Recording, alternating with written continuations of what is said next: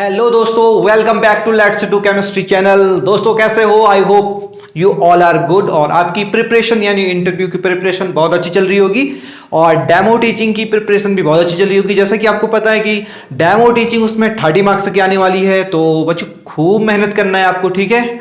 Okay, इतनी मेहनत करनी है कि ये ना सिलेक्शन हो जाए, और जो मेहनत करेगा सिलेक्शन उसका होगा, कीप इन माइंड।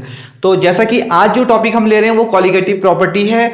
वो हमें कमेंट किया था केमिस्ट्री क्वेश्चन अप्रोच ने।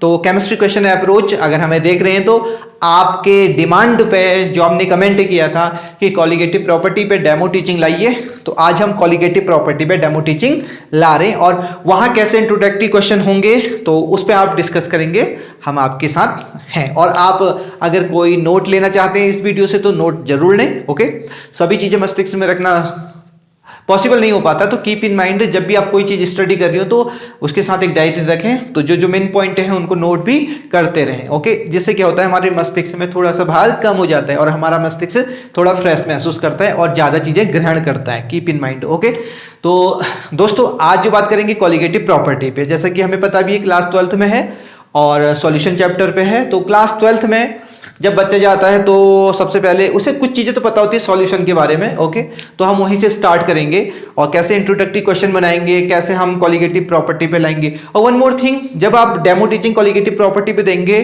तो there are 4 type of the colligative property. Okay, आप 4 की 4 वहां एक्सप्लेन तो कर नहीं सकते क्योंकि इतना तो टाइम आपके पास है नहीं ना। तो उनमें से आप केवल एक आप पहले तो कॉलिगेटिव प्रॉपर्टी एक्सप्लेन करिए, उसके बाद उसमें से कोई एक आप एक्सप्लेन कर सकते हैं अगर आपके पास टाइम है तो, अदरवाइज नो नीड।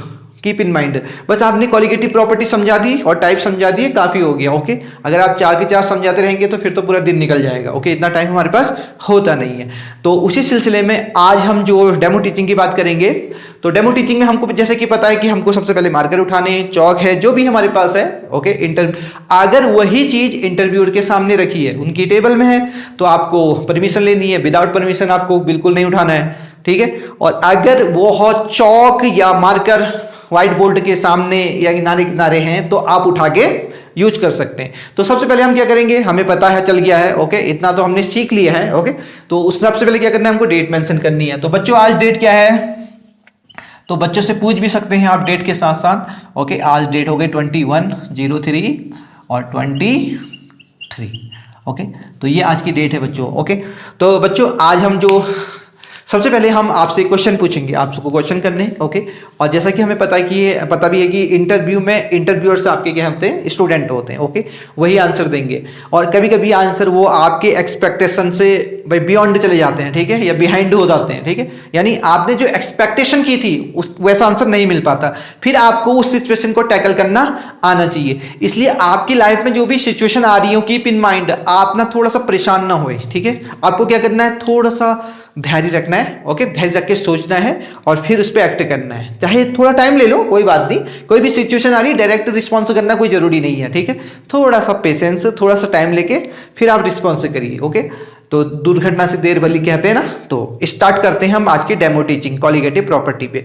तो बच्चों सबसे पहले आप बताओगे सॉल्यूशन किसे कहते हैं, ठीक है। आपने पूछा व्हाट इज द सॉल्यूशन, बच्चे बता देते हैं आसानी से, क्योंकि हम सॉल्यूशन पता है 8th से ही पढ़ा रहे होते हैं, 8th 9th 10th। ओके, जैसे कि मैं एक्सपीरियंस होल्डर हूं भैया, ठीक है, गवर्नमेंट टीचर हूं उत्तराखंड में। ओके, तो मुझे पता है कि कैसे कहां से हम सॉल्यूशन बच्चों को बताते हुए आते हैं, ठीक है। तो 9th 10th 11th में तो हम उनको रटा देते हैं कि सॉल्यूशन क्या होता है, ठीक है। और बहुत सारी चीजें भी बताते हैं कि सैचुरेशन होता है, अनसैचुरेशन होता है, बहुत सारी प्रॉपर्टी भी बताते हैं सॉल्यूशन के बारे में। Keep in mind. ओके, तो बच्चों को पता होता है, 12th में आए हैं तो बच्चों व्हाट इज द सॉल्यूशन, बच्चे आसानी से बताते हैं सॉल्यूशन क्या होता है, solute plus solvent is equal to solution होता है, ठीक है।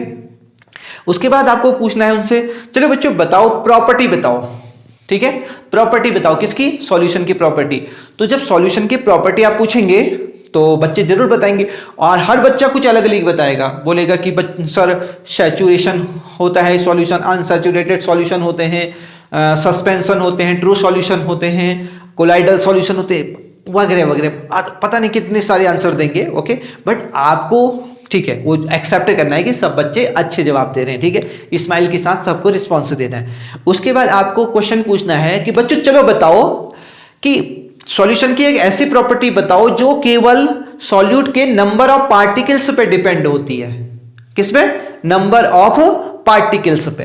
तो बच्चे यहां पर चुप हो जाते हैं, यहां पर साइलेंट हो जाते हैं, कोई जवाब नहीं देगा।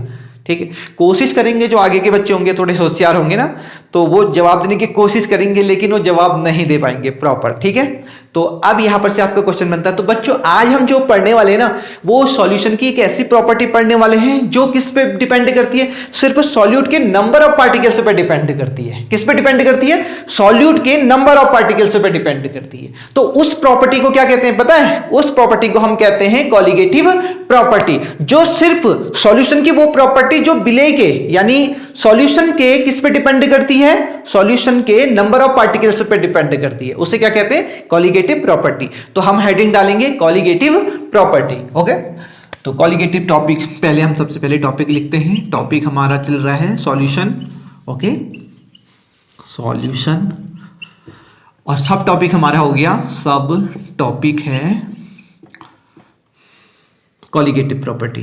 Colligative property,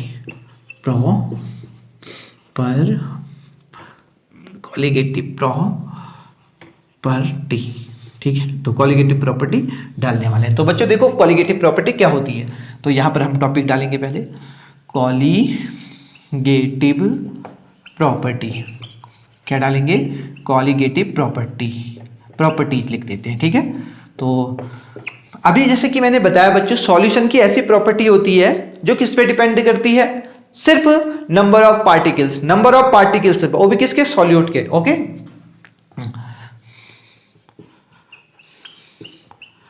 properties of solution. Okay, solution which is depend upon the particle number of particle लिखते हैं? yes, number of particle. okay, number of particle of solute. Okay, ये है देखो प्रॉपर्टी ऑफ द सॉल्यूशन, एक ऐसी कोई property, ठीक है, जो किस पे डिपेंड कर रही है? नंबर ऑफ पार्टिकल्स पे। सिर्फ नंबर ऑफ पार्टिकल्स पे, नेचर पे डिपेंड नहीं करती है। नेचर यानी आपने सॉल्यूट मीठा डाला, खट्टा डाला, कैसा भी था, ओके, कलर में कैसा भी था, उससे कोई मतलब नहीं। नंबर ऑफ पार्टिकल्स पे डिपेंड करती है। किस पे? नंबर ऑफ पार्टिकल्स से। उसे बोलते हैं सॉल्यूशन की colligative properties. Keep in mind. Okay, very good. इतना समझ में आ गया ना बच्चों? यस, जैसे कि कोई सॉल्यूशन है, हमने उसमें चीनी डाल दी, ठीक है, शुगर डाल दिया, तो वो कैसा हो गया? मीठा हो गया। ठीक है, अब वो मीठा पता है किसकी वजह से हुआ? जो सॉल्यूट है ना, सॉल्यूट का नेचर कैसा था? वो था स्वीट था, उसकी वजह से, वो नेचर की वजह से हुआ है मीठा। कोई सॉल्यूशन मीठा क्यों होता है? सॉल्यूट के नेचर की वजह से। लेकिन हमें ऐसी प्रॉपर्टी पढ़नी है जो सॉल्यूट के नंबर ऑफ पार्टिकल्स पे डिपेंड करती हो। Okay, keep in mind. तो अब कॉलिगेटिव प्रॉपर्टी कितने तरीके की होती है वो पढ़ने वाले हैं। ठीक है, तो there are 4 types of colligative properties.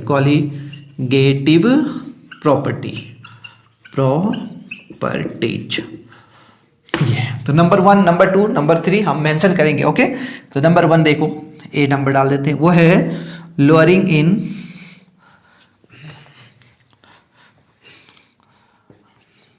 relative lowering in vapour pressure. तो वेपर प्रेशर में जो कमी आती है रिलेटिव, ओके, वो किसकी वजह से आती है? नंबर ऑफ पार्टिकल्स की। ठीक है, तो हमें जैसे कि बताया भी गया होता है कि वेपर प्रेशर में हमेशा क्या, जैसे कोई सॉल्यूट है, नहीं सॉल्वेंट है, जो प्योर वाटर है, तो उसका जो वेपर प्रेशर होगा ना सबसे ज्यादा होगा, यानी मैक्सिमम होगा। लेकिन आपने उसमें अगर कोई सॉल्यूट डाल दिया, जैसे नमक डाल दिया, चीनी डाल दी, व्हाटएवर, आप कुछ भी डालो, ठीक है, वो नॉन वॉलेटाइल होना चाहिए, तो वो डालने पर उसके वेपर प्रेशर में क्या हो जाती है? कमी आ जाती है। ठीक है, वेपर प्रेशर हमेशा कम हो जाता है। और एक चीज और लिख लेना है यहाँ पर, देखो बच्चों, जब आप वेपर प्रेशर क्या करते हैं? Vapour pressure inversely proportional to boiling point के, इसे ध्यान देना है। ठीक है, जब किसी चीज का वेपर प्रेशर कम होता है तो उसका बॉइलिंग पॉइंट इंक्रीज हो जाता है, ठीक है। यस, तो यहां पर अगर हम कोई सॉल्वेंट में कोई भी सॉल्यूट डालते हैं तो उसका वेपर प्रेशर कम होता है, वेपर प्रेशर कम होने से उसका बॉइलिंग पॉइंट इंक्रीज हो जाता है, कीप इन माइंड। और दूसरा नंबर का अब देखते हैं हम, okay, elevation in boiling point, okay, elevation in boiling point. Elevation in boiling point अभी मैंने बताया ना, अगर आपने क्या किया, ये आपके पास था, ये है हमारे पास प्योर क्या सॉल्वेंट, क्या है हमारे पास प्योर सॉल्वेंट, और आपने इसमें क्या डाल दिया, सॉल्यूट डाल दिया, वो भी आपका सॉल्यूट क्या है, नॉन वॉलेटाइल।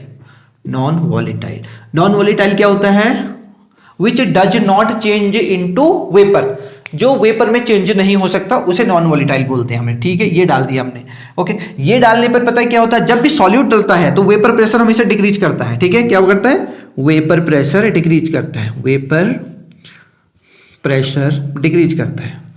और वेपर प्रेशर डिक्रीज करेगा तो क्या बढ़ेगा, बताओ जल्दी से, बॉइलिंग पॉइंट क्या करेगा, इंक्रीज करेगा, तो बॉइलिंग पॉइंट क्या कर जाता है, इंक्रीज कर जाता है, ठीक है। ये देखो, तो यहां पर तभी लिखा गया है, देखो क्या लिखा है, elevation in boiling point, okay. Number C देखते हैं, डिप्रेशन इन, यहां डिप्रेशन इन फ्रीजिंग पॉइंट, और फ्रीजिंग पॉइंट क्या हो जाता है, फ्रीजिंग पॉइंट कम हो जाता है, ठीक है। वाटर का फ्रीजिंग पॉइंट कितना होता है, 0 डिग्री ना। और अगर तुमने वाटर में कोई नमक डाल दिया या कोई भी डाल दिया सॉल्यूट जो नॉन वॉलेटाइल है, ठीक है, वो डालने पर उसके बॉइलिंग पॉइंट पता है क्या, सॉरी फ्रीजिंग पॉइंट, उसका फ्रीजिंग पॉइंट क्या हो जाएगा, डिक्रीज कर जाएगा, -1 हो जाएगा, -2 हो जाएगा, -3 हो जाएगा, माइनस में चले जाएगा। और जबकि जो प्योर वाटर है उसका जो फ्रीजिंग पॉइंट है वो कितना है, वो 0 डिग्री है। बट आपने जब सॉल्यूट डाला उसमें नॉन वॉलेटाइल तो कितना हो गया, माइनस में चले गया, -1, -2, -3, डिपेंड करेगा कितनी क्वांटिटी डाल रहे हैं आप, ठीक है, वो माइनस में जाता रहेगा, ठीक है। यस, अब आगे देखो, सी के बाद डी में डी क्या है, डी है ऑस्मोटिक प्रेशर, तो ये ऑस्मोटिक प्रेशर है। तो बच्चों there are 4 type of the colligative property. Colligative property क्या होती है, एक सॉल्यूशन की ऐसी प्रॉपर्टी जो नंबर ऑफ पार्टिकल्स पे डिपेंड करती है, किसके, सॉल्यूट के नंबर ऑफ पार्टिकल्स पे, कितने नंबर डाले हैं आपने, 1 डाला 2 डाला, उस पर डिपेंड करती है, ना कि उसके नेचर पे। आपने क्या डाला, बिल्कुल डजंट मैटर, आपने चीनी डाली, आटा डाला, मिट्टी डाली, ओके, ग्लूकोज डाला, सर कुछ भी डाला, लेकिन नंबर ऑफ पार्टिकल से कितने डाले, उसकी वजह से जो चेंजेस आएंगे सॉल्यूशन में, वो उसको बोलते हैं कोलिगेटिव प्रॉपर्टी, ओके। अब देखो मैं एक को मेंशन करूंगा, इसको एक्सप्लेन करूंगा। तो देखो यहां पर देखना दोस्तों, एक चीज याद रखो, देखो यहां पर 4 प्रॉपर्टी है, ओके। अब 4 की 4 प्रॉपर्टी एक्सप्लेन करना बहुत आसान नहीं है, ठीक है, कम समय में। तो आप क्या करेंगे, एक को समझा देंगे, ठीक है, एक को समझा देंगे, तो एक को मैं समझाने जा रहा हूं, ओके। उसके बाद आप क्या करेंगे, उसके बाद स्टॉप करेंगे अपनी टीचिंग को, ठीक है। एक को समझाने के लिए मैं क्या करने वाला हूं, तो बच्चों देखो क्या है कि हमारे पास एक सॉल्यूशन, एक सॉल्वेंट था, ठीक है, ये हमारे पास।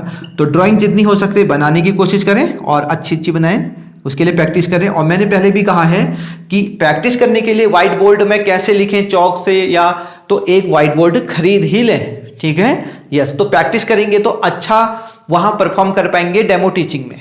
अब आपने फर्स्ट टाइम अगर वहां देखा तो प्रॉब्लम हो सकती है, ठीक है, क्योंकि राइटिंग टेढ़ी चली जाएगी तो अच्छा नहीं रहेगा, ठीक है।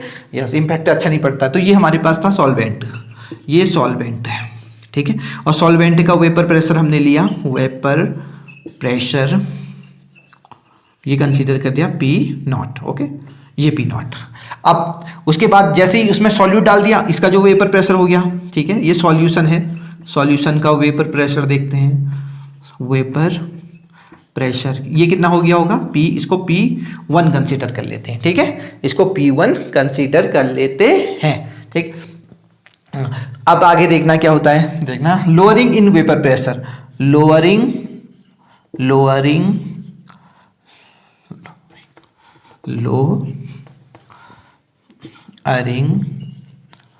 इन वेपर प्रेशर, ठीक है, वेपर प्रेशर इतना कर दिया। तो इसमें कमी कितनी आई देखो, P0 था और उसमें से P1 माइनस कर दो, ये कमी आ गई। ठीक है, ओके, ये हो गया।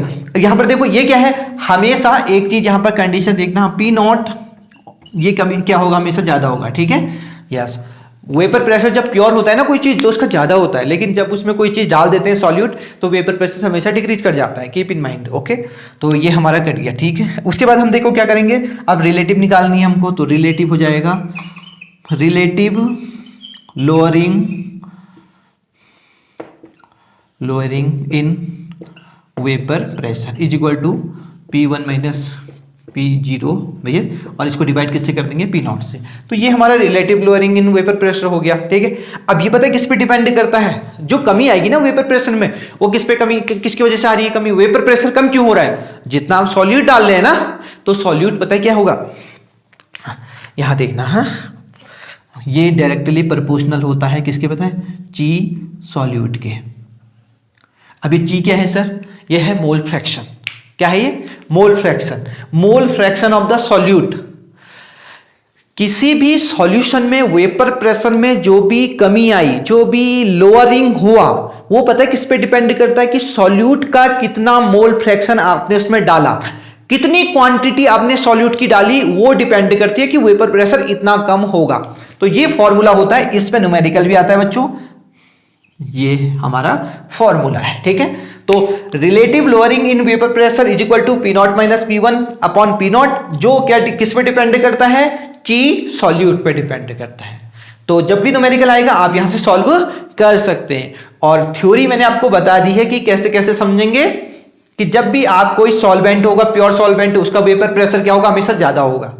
लेकिन जब उसमें आपने क्या डाल दिया, सॉल्यूट डाल दिया, which is a non volatile, that time the vapor pressure of the solution will be decrease. Okay, when, keep in mind, when vapor pressure will be decrease, the boiling point will be increase. Keep in mind, because vapor pressure and boiling point is inversely proportional to each other. Keep in mind. Okay, yes. तो इतना समझाने के बाद आपको अगर interviewer stop नहीं कहते हैं, ठीक है, इंटरव्यूअर स्टॉप नहीं कहते हैं, अदरवाइज स्टॉप कह देंगे क्योंकि टाइम काफी हो जाएगा। ओके, वो 15-20 आधा घंटे से ज़्यादा तो आपको देंगे नहीं, क्योंकि और बच्चे को भी देखना होता है। तो अगर वो स्टॉप नहीं कहते हैं तो आप ऐसे पूछेंगे कि बच्चों समझ में आया, ठीक है, तो बच्चों को समझ में अगर आ गया, ठीक है, ओके, सब इंटरव्यूअर ने बोल दिया कि हाँ आ गया, ठीक है, तो उसके बाद आपको लीव कर देना है। ठीक है, लीव कर देना है। लेकिन अगर किसी ने भी इंटरव्यू ने बोले कि नहीं, या फेस एक्सप्रेशन कुछ ऐसा था, तो आप उसको एक बार और समझाएंगे। ठीक है, और फिर ऐसा भी बोलेंगे एक बार समझाने के बाद, चलो अब हम पढ़ते हैं कौन सा वाला, सेकेंड वाला, एलिवेशन इन बॉइलिंग पॉइंट। तो अगर इंटरव्यू रोकते नहीं है आपको तो आप पढ़ाते जाइए, बी भी पढ़ाइए, सी भी पढ़ाइए और डी भी पढ़ाइए, और ब्रीफ में पढ़ाइए, बस हो गया खत्म, इतना पढ़ाना है। और ये न्यूमेरिकल डेरिवेशन सबके रट्टा मार के जाना, ठीक है, उनको बार बार प्रैक्टिस कर लेना। वैसे तो आपको याद होंगे, लेकिन ऐसा होता है ना, प्रैक्टिस छूट जाती है तो भूले जाते हैं, तो आप क्या करना, उसको रट्टा मार लेना, उसकी सारी फॉर्मूले को, ठीक है, ये फॉर्मूले को। तो वो फॉर्मूला कैसे भी पूछ सकते हैं कि कहीं पर भी कि बताओ जरा ये कैसे आया, ठीक है। अब मुझे इसका वो एक आपको क्वांटिटी दे देंगे, ठीक है, बोलेंगे कि ये, क्योंकि वहाँ केमिस्ट्री एक्सपर्ट भी बैठा होगा, ठीक है, सब्जेक्ट एक्सपर्ट बैठा होगा, तो वो बोल देगा ये, तो इसका मोल फ्रैक्शन निकाल के दिखाओ, ठीक है। तो आप उस वक्त, आपको जब ये फॉर्मूले याद होंगे ना, तो आप उस वक्त न्यूमेरिकल सॉल्व कर सकते हैं। Keep in mind.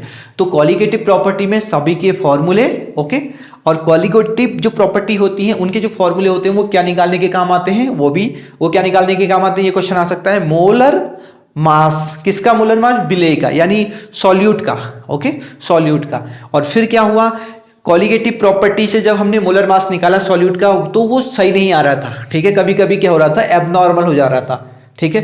तो फिर कौन आया, फिर वन टू हाफ कॉफिशिएंट आया था ना, वन टू हाफ फैक्टर। तो वन टू हाफ फैक्टर ने फिर कुछ बातें कही जो आई दिया था उसने, ओके।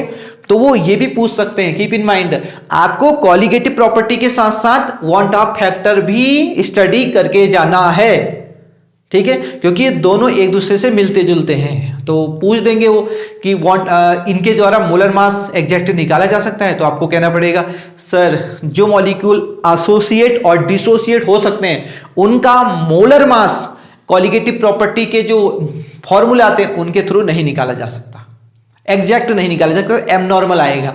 फिर हम क्या करेंगे, वो पूछेंगे आपसे भाई क्या करोगे उसके बाद, फिर आप बोलोगे कि सर हम वांट टू हैव फैक्टर लगाएंगे यानी आई की वैल्यू, तो बोलेंगे वांट टू फैक्टर क्या होता है। फिर आप बताओगे कि कोई फॉर्मूला ले लोगे, सर जैसे KCL है, KCL के लिए वांट टू हैव फैक्टर कितना आता है, सर 2 आता है या कुछ ऐसे। फिर पूछेंगे कि क्यों आता है, फिर वो बताना है कि जब हमने सर ऊपर से डाला तो ये अपने आयन में डिसोसिएट हुआ तो 2 आयन बने, तो 2 पार्टिकल हुए सॉल्यूट के, तो 2 इफेक्ट डालेंगे सॉल्यूशन पे, तो उसकी वजह से इसमें आई से मल्टीप्लाई करना है सारे फॉर्मूले, यानी यहाँ पर क्या करता है आई से मल्टीप्लाई, ये वांट ऑफ फैक्टर आई से मल्टीप्लाई करना होता है, ठीक है। तो सभी में तो उन्होंने ये थोड़ा सा ये वांट ऑफ फैक्टर को भी आप स्टडी करके लाना, ठीक है। तो और अगर आपका कोई टॉपिक है, ये टॉपिक तो इतना ही पढ़ाना है आपको, कॉलिगेटिव और वांट ऑफ फैक्टर भी उसके साथ साथ अटैच करना है। और अगर दोस्तों कोई और दूसरा टॉपिक है जिस पे वीडियो चाहते हैं कि और कितना उसमें पढ़ाया जाए, ठीक है, तो प्लीज कमेंट करना बिल्कुल मत भूलिएगा, ठीक है। जैसे कि केमिस्ट्री क्वेश्चन अप्रोच ने किया और एक साहू ने भी किया है कि सर किस पे बनाइए, एक दो साहू ने भी किया था कि केमिकल काइनेटिक्स पे भी बनाइए, उस पर तो वीडियो आ गई है। और साहू ने एक और किया है कमेंट, उसको भी देखेंगे हम, तो वो अगली वीडियो शायद उसी पे बेस्ड होगी, ठीक है। तो दोस्तों वीडियो कैसी लगी प्लीज कमेंट करके जरूर बताइएगा, ओके। और दूसरा जो टॉपिक आप चाहते हैं उसको कमेंट जरूर कीजिएगा, और यहाँ पर बटन दिख रहा होगा आपको काला बटन, तो प्लीज काला बटन दबा दीजिएगा, ओके, इसमें कुछ नहीं जाता, ठीक है। और उसके बाद शेयर का, तो जो भी KBS की प्रिपरेशन कर रहे हैं आपके जो दोस्त हैं उनको शेयर कर दीजिएगा, और एक ग्रुप में ही स्टडी कीजिएगा, ठीक है, अकेले मत करिएगा, क्योंकि साथ में, ओके, क्योंकि साथ में जैसे आपने कुछ छोड़ दिया कोई टॉपिक, तो वो दूसरा जो फ्रेंड होगा ना आपका, वो आपकी हेल्प कर देगा कि ये छूट रहा है, तो आप एक ग्रुप बना लीजिए, व्हाट्सएप में ग्रुप या कहीं भी ग्रुप, ओके, उसके थ्रू आप स्टडी कीजिएगा। और इंटरव्यू की आजकल कम से कम 10 से 15 घंटे खूब सारी स्टडी कीजिए, किसके बारे में, इंटरव्यू के बारे में, ठीक है। खूब पढ़िए इंटरव्यू के बारे में, कितने सारे यूट्यूब पे अवेलेबल हैं प्लेटफॉर्म, बहुत अच्छे अच्छे हैं, ठीक है, तो उनको देखिएगा। तो धीरे धीरे, और घर में मॉक इंटरव्यू रखिएगा, अपने फैमिली मेंबर, मम्मी पापा भैया भाई, उनसे कहिएगा कि ये क्वेश्चन मुझसे पूछना, और फिर अपने इंटरव्यू को रिकॉर्ड करो फोन में, ठीक है। और फिर देखो कि मैं कैसे जवाब दे रहा हूँ, जब मैं आंसर दे रहा हूँ तो मेरा कैसा गेस्चर है, कैसा मेरा टोन है, कैसा मेरा पॉज कहाँ पर आ रहा है, कि मैं तेज तो नहीं बोल रहा हूँ तेजी से, कहीं पर पॉज आना है, पॉज भी आना बहुत जरूरी है। जैसे आपने कुछ बोला फिर पॉज आया, पॉज भी बहुत जरूरी होता है, ठीक है, कब पॉज देना है कब नहीं देना, क्योंकि बच्चों के सामने तो लगातार बोलते जाओगे ना, ठीक है, तो उनको समझ नहीं आता कहाँ पर पॉज देना है और कहाँ पर एक्सप्रेशन चेंज करने हैं फेस के, वो भी बहुत जरूरी होता है, ठीक है, एक्सप्रेशन कैसे चेंज करने हैं। तो दोस्तों मैं अब विदा लेता हूँ यहीं पर, इतनी ये ज़्यादा लेंथी हो जाएगी अदरवाइज अगर मैं बोलता रहा, ओके। और आपके जो भी कमेंट है प्लीज़ कमेंट जरूर कीजिएगा, जो भी आप जिस टॉपिक पे भी डेमो टीचिंग चाहते हैं, ओके।